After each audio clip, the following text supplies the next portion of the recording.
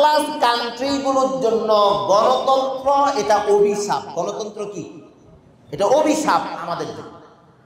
গণতান্ত্রিক ফায়দা পাচ্ছে নির্দিষ্ট কয়েকটা ইউরোপিয়ান রাষ্ট্র, আর আমরা যারা এই গণতন্ত্রের ফুটবলে একবার ওদিকে লাপ্তি দেয়, এদিকে আসি, এদিকে লাপ্তি দিলে ওদিকে যাই, আমরা মাঝখানে ফুটবল।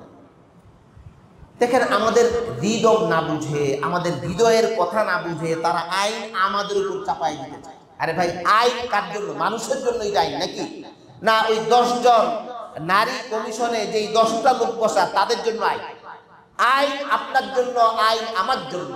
সুতরাং যেই আইনে আপনি আর আমি চলবো, ওই আইন যেন আপনার আর আমার মতের বিরুদ্ধে না যায়, এটা খেয়াল রাখাও রাষ্ট্রের দায়িত্ব। রাষ্ট্রে যে যখনই থাকুক তারই দায়িত্ব জনগণের হৃদয় বুঝা। যেই রাষ্ট্র জনগণের হৃদয় বুঝবে না, যেই রাষ্ট্র জনগণের হৃদয়ের আকুতি বুঝতে ব্যর্থ হবে, ওই রাষ্ট্র যে কোনো অবস্থায় ভেঙে যাবে, এটা স্বাভাবিক বিষয়।